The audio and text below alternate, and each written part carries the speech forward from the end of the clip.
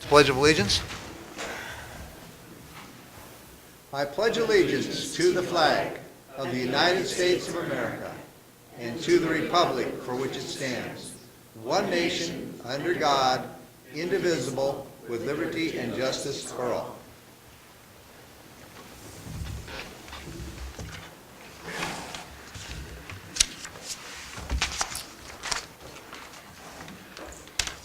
Well, I'd officially like to call this meeting to order, and the first item on our business tonight is our weekly commission reports. And Commissioner Moore. I have a Housing Coalition meeting tomorrow. And that's it. Okay. Commissioner Olson. Tomorrow I also have a law enforcement and firefighters disability board meeting. And then later on in the week, I've been getting involved with the Youth Empowerment Strategies group that's trying to get permission to use the St. David's Rectory. So I'm assisting them in getting plans drawn up and helping them move through the process. Very good. And tomorrow I will be attending a MACECOM board meeting. On Thursday, I will be attending an Economic Development Council board meeting, and on Friday, I'm planning to attend the Economic Development Council monthly luncheon. And that concludes our commission reports. There is a general public comment period 2 times during our meetings, and this is the first opportunity. We have some people that have signed in. So, if I call your name, you are more than welcome to come forward and to speak to us. Mr. Cooper, would you like to come forward?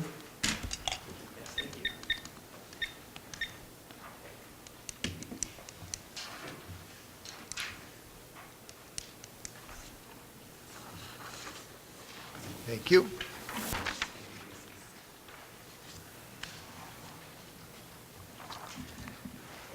Thank you very much, Commission, Mayor. I'm Forrest Cooper. I'm the owner of the building and business located at 409 and 411 West Railroad. As you might recall, at the last Commission meeting, I presented the Commission with some concerns pertaining to the large concrete planter boxes with noble Christmas trees being placed on Railroad. The hope was, at this meeting, to provide you with extensive data to help address the tree planters and their impacts to citizens and businesses. However, due to an overwhelming amount of information to gather, lack of documented city process, and denial of information on costs by Public Works, the following is just the tip of the iceberg. So tonight, I have a very limited presentation of data that was able to be collected throughout last week. This includes a signed petition of more than 30 business owners, building owners, of a petition of opposition with the majority of business owners, building owners, and employees or citizens directly affected by the planters and the trees. And also some key points on measurements taken by myself and my wife, Amy, in regards to site visibility issues at the specific concrete box at 5th and Railroad. Let's start with a few key points about site visibility pertaining to that box. A car traveling westbound on Railroad now has to travel roughly 38 feet further before seeing a pedestrian in the crosswalk crossing 5th Street. 38 feet it has to travel further, just from the block of that particular deal. From a motorist decision point on 5th, waiting to pull into traffic, the sight distance is reduced, allowing a westbound motorist on Railroad Avenue to travel an additional 26 feet before being seen by that car trying to pull out into traffic. That's 17 feet that's taken away if there's a car parked in the spot in front of the museum. These calculations do not factor in the extended stopping distances required by large combination trucks and commercial traffic such as we have on Railroad. These are just a few of the many issues pertaining to the line of sight impacts. Another interesting point, the 4 test planters currently contain enough exposed aggregate concrete to lay a sidewalk 6 feet wide and nearly 40 feet long. The boxes are huge. They're 5 feet wide by 5 feet wide by 3 foot 1 inches tall, and they're 4 inches thick. Over the upcoming weeks, if necessary, we are prepared to provide more detailed illustrations, photos, and visual aids, including photos illustrating some of the safety issues. The trees, as they are now, already violate ADA standards, not to mention growth into the future. Washington DOT passage on clear sight triangles at intersections and how to reduce problems. You'll find that it's much more thorough than the current stuff on the city, that the city has. And then also the appropriate trees used for street use, and you'll find that nobles are not listed. Now for the list of signatures I presented with you today.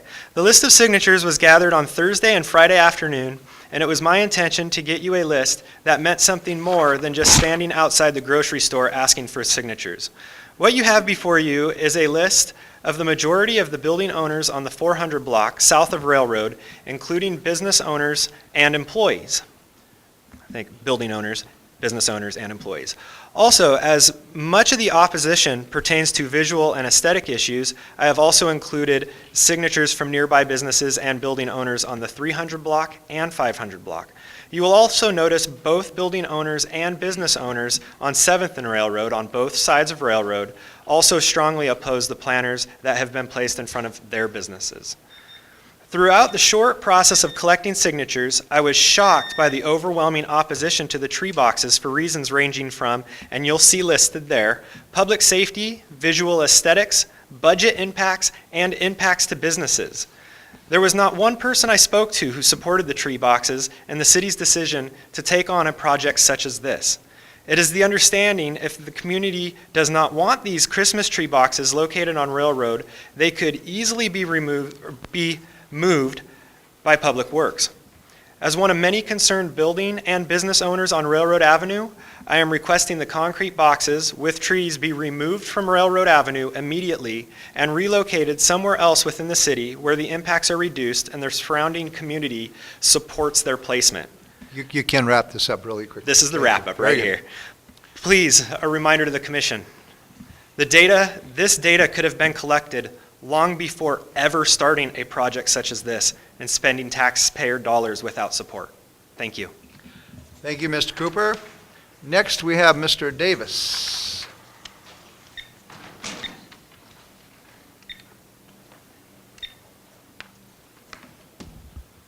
Good evening, Mr. Mayor, Commissioners.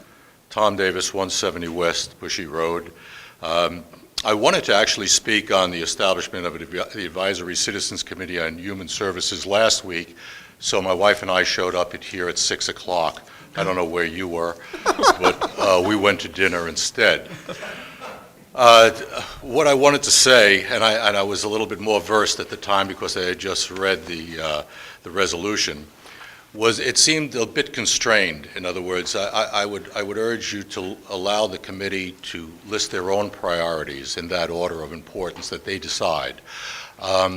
There is a certain amount of control that should be applied to the committee, but I think it's micromanaging after reading the resolution.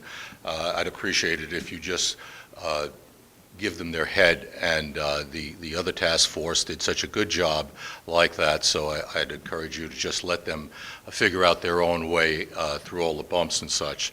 The second thing, of course, is I'd like to say that, and I didn't read it in the resolution, that they would be open public meetings and that the Open Public Meetings Act would apply. That had become an issue in the last poverty task force, and I would hope that it wouldn't become an issue this time. So I'd appreciate it if sometime you could state your position on that, if the Open Public Meetings Act would apply in all its amenities, including the recording of the meetings and whether or not a public comment will be taken. A little bit more detail on that. Thank you very much. Thank you very much, Mr. Davis. We will have an opportunity for anyone else who would like to speak later in the meeting, but moving right along, we have a consent agenda before us, and have my fellow commissioners had a chance to review that information? It appears they have. Tracy, could we please have a reading of the consent agenda? Number 1, vouchers numbered 83070 through 83165 in the amount of $296,751.01. 2, transfer and banking fees in the amount of $129,827.02. 3, manual warrant numbered 83069 in the amount of $3,745.26 to KeyBank. 4, commission meeting minutes from the business meeting of March 17th, 2014, the study session of March 24th, 2014, and the study session of March 31st, 2014. 5, Resolution Number 1062-0314, a resolution of the City of Shelton, Washington adopting policy protecting fair housing rights. 6, Resolution Number 1065-0414, a resolution of the City of Shelton, Mason County, Washington to establish an advisory citizens committee on human services. Is there a motion to approve the consent agenda as read? I would move we approve the consent agenda as read, except for item 6. I think that might be good to bring back on old business. Could you refresh our memory on what item 6 is? To establish an advisory citizens committee on human services.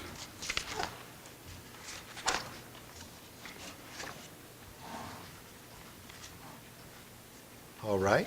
Is there, do you concur? I concur. You agree with that?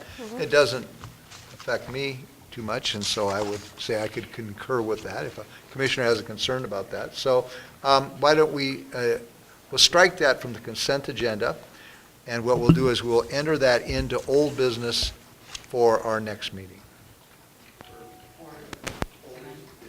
This week or next week? Commissioner Olson? I don't care. I just think it might be, You want- take a little more, maybe that Steve's not here, it might be better to do it next week. All right, what we'll do is put that off for 1 week, bring that back at our next scheduled commission meeting. So, then is there a motion to approve the consent agenda as read, striking item number 6 concerning the, is it Poverty Task Force? I think Mike has already made that motion, you're looking for a second. Okay, I would second that motion. all right. All those in favor signify by saying aye. Aye. Aye. Oppose? The motion carries. There is no old business at this time, but there is an item under new business, and that will be presented to us by our Public Works Director, Greg Clark. Good evening, Commissioners. I have a report here on our hope to move to bringing on a design firm, KPFF, to complete the design on our SR3 enhancement corridor improvements. These projects began quite a while ago. In fact, in 2005, we received some federal SDP enhancement funding for the entry corridor project, and then in addition to that, we received funding for a park and ride facility at the same location. And so those particular projects have kind of struggled. They got early traction, but due to funding and due to some features on the site had to do with the Navy's railroad yard and some right-of-way issues, and we had problems with finding adequate matching funding. And so anyway, this project has kind of been delayed, but has taken on new energy here in the last 2 years. We, of course, completed our Canyon Creek overflow conveyance project last year, and that particular project has transmitted more stormwater down to this particular location where it will enhance those wetlands significantly if we can do some of the things that would be in combination with this project in moving the water through and out through a culvert out into the salt. But it also will allow the salt water to come back through and up into the wetlands at high tide, which will do a couple of things. One, it'll enrich the wetlands to be what they used to be back in the day before man screwed it all up. And we're going to, by getting the salt water into this vegetated area, it also reduces the amount of evasive kind of vegetation that grows without salt water. So it'll have some real good effects. And so the project, like I say, has taken on new traction. The State Department of Transportation Local Programs has encouraged us to get this project built. We spent early money. We acquired some real estate down there to I guess, allow the project to go to a higher level for some of the, what do I want to call it, the entryway corridor, the boardwalk that was associated with this through the wetlands. And so anyway, long story that this project is now moving into design so we can complete it.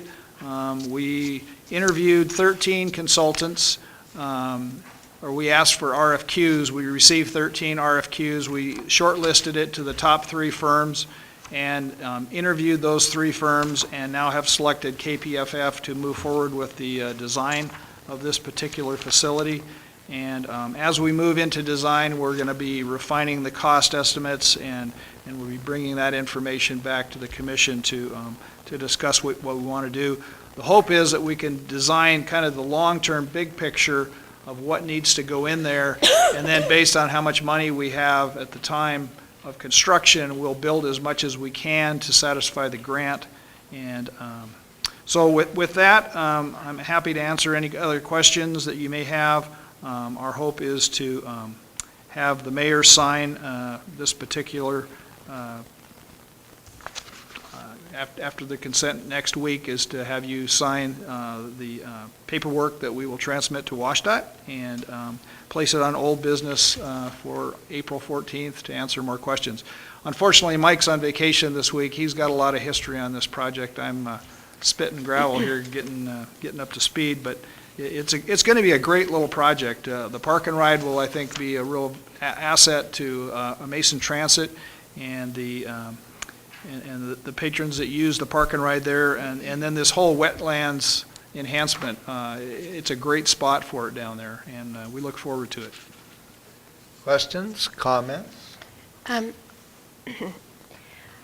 The one thing that I'm concerned about is that this project started off as being a preservation project, acknowledging that that was David Shelton's pear orchard that is down there.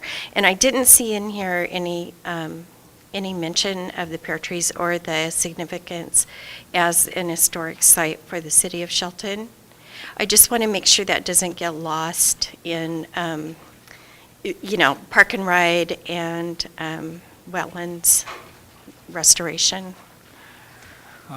Commissioner Moore, I don't know the specifics around the pear orchard trees. Maybe Dave knows a little more that could share, but I understand that they're trying to take some grafts off of these trees so that they can be reestablished. I'm sure that they will protect them during construction and all that.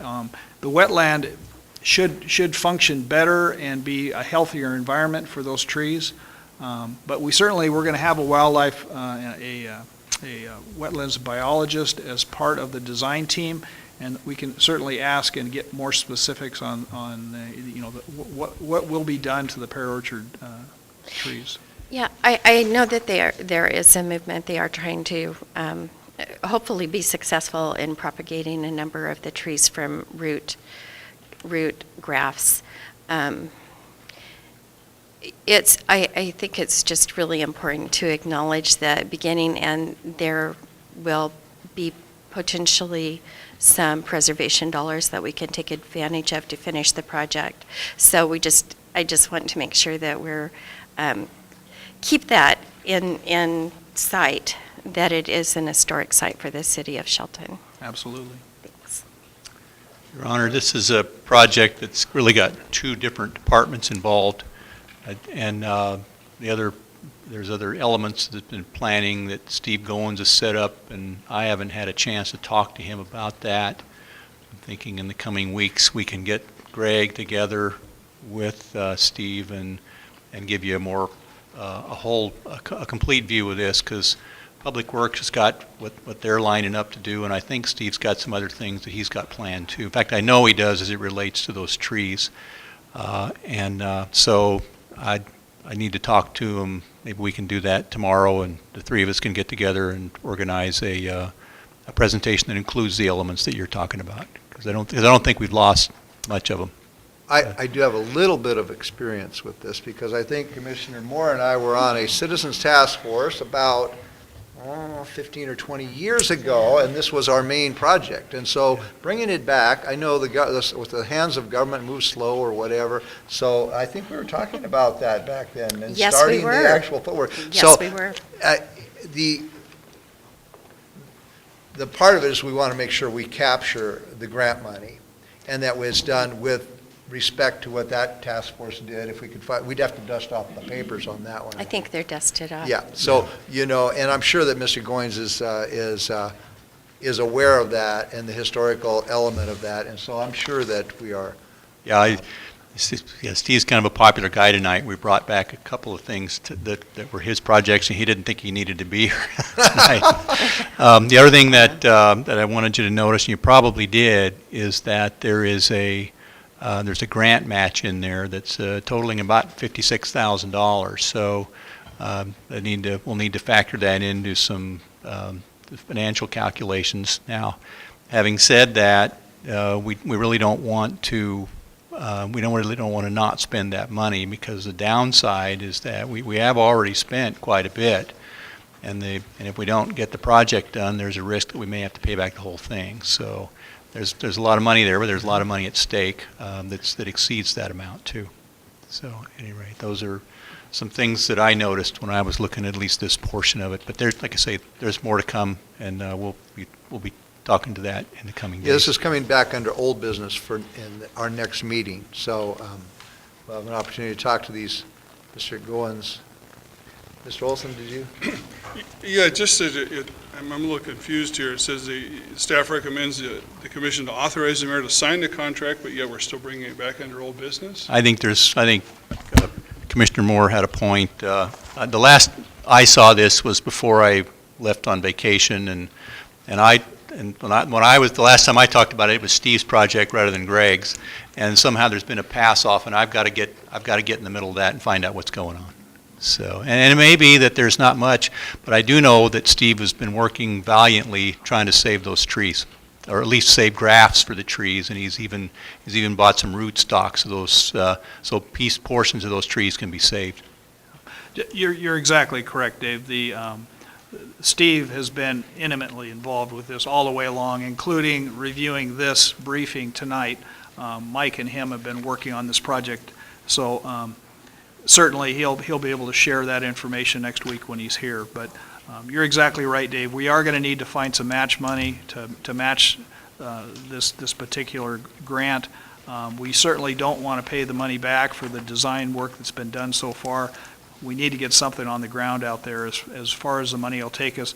The staff worked really hard with local programs in scouring the grant requirements to make sure we adhered to those and still be within funding alignments that seem like are doable. So this thing, unfortunately, was on the back burner for way too long, and it just, now we've, inflation's caught up with us and some other things, so I think the program, the original scope of the plan, as I understand it, was broader than what we're going to be able to do now. And this was just the start. And ideally, we would have found additional grant dollars that would have allowed a greater, more project to be done. But for the past 10 or 12 years, since this all started, we've never been able to find those additional dollars. And when the recession hit, and the things have just continued to get worse and worse for this kind of project. So I think it was partial that we've been working on other things rather than this, but secondarily, it has to do with just the lack of money. I mean, the project scope was significantly bigger than what we're going to be able to do now. But on the other hand, we've got to get something done. We've got to get as much done as we can, or we're going to be in trouble. So. Very good. Any more questions or comments? Nope. Sounds good. So we will follow staff's recommendations to bring this back under old business at our next meeting, April 14th. All right. I'll turn the meeting over to Mr. O'Leary at this time for an administration report. Yes, Your Honor. I'll be talking to the department heads and bring them back to you next time. Sounds good. There's another opportunity for general public comment if anyone else would like to speak. Now would be the opportunity. Seeing none, any administration final touches? public. Yes. Come forward, and if you would sign your name and address for the record.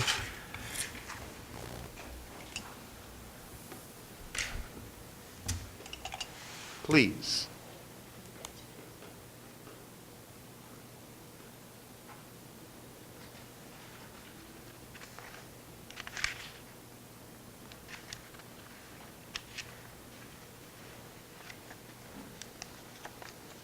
That's good, thank you. And if you could state your, when you get up there, state your name for the record, please, and thank you for coming in. All right, thank you. My name's Sally Kesselman, and I'm the owner of the building on Railroad Avenue, 7th and Railroad, 627 West Railroad. Now has a Sweet Shop Bakery, and I'm backing Forrest's idea. We're glad the big tree came out of there. It opened visibility up for the business, but we were surprised to have a big box put in front of the business. We already have a big green box that I think has to do with stoplights or something on that intersection, that as a business owner for 12 years at that location, we've had several people come in and say, how come the city didn't do anything about the green box? It's creating a traffic visibility problem, but you know, you can't really move the box very easily, and we never followed up on that. But I do feel the other box, the planter boxes, definitely don't deserve, you know, a purpose when it comes to safety of having, you know, our citizens going across the sidewalks in those, you know, at that intersection, as well as the other intersections. And I really, you know I've seen people nearly get hit, and I've seen a lot of car accidents because of visibility on that intersection also. So I just mostly want to state that I'm behind getting those out of there. I think we could do something a little more simpler. You know, we have the great hanging basket project in the springtime, and I think that that's awesome. And I also think that support the downtown businesses, because they want people to see their business. They want to be able, you know, to drive up and have people park in front of their business. And I think that's important for the economy of Shelton and, you know, us as citizens here. Thank you for your time. Thank you very much, and I know you by Sally, so I'm just going to stay with that. All Thank right, you thanks. for commenting. And I will say that your comments, and along with Mr. Forrest's comments, are duly noted, and we will continue our discussion about this issue. All right. Our next meeting will be April 14th at 2 p.m. in the afternoon. This meeting is adjourned.